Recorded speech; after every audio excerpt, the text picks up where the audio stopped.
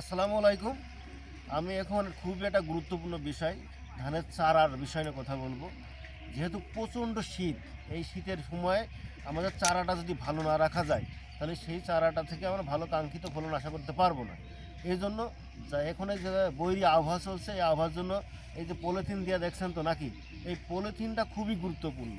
যাদের এই আবহাওয়া আছে চারা দিয়েছেন তাদের রিকোয়েস্ট করব, তারা অন্তত হলেও শীতের সময় বিকালের পুরে সন্ধ্যার আগে এই পলিথিনটা দিয়ে রাখবেন। আর যদি রোদ বেরোয় সেই ক্ষেত্রে সকালে উঠাইয়ে দেবেন। তাহলে কি হবে, আপনার চারাটা সুস্থ সবল থাকবে এবং সেই চারাটা যখন মূল জমিতে আপনারা রোপণ করবেন, ইনশাল্লাহ সেই চারাটা খুব সুন্দর এবং স্মুথলিভাবে গাছটা উঠে আসবে। সেই গাছ থেকে কাঙ্ক্ষিত কুশি আসবে এবং ভালো একটা ফলন আশা করা যাবে। তাই আপনারা এই শীতের সময় অবশ্যই এই পলিথিনটা দেওয়ার চেষ্টা করবেন। এই হলো আমার রিকোয়েস্ট থাকবে আপনাদের কাছে। এবং বিশেষ করে যাই বলেন না কেন এই পলিথিনটা যেন দেবেনই। ধন্যবাদ জানাচ্ছি। আসসালামু আলাইকুম।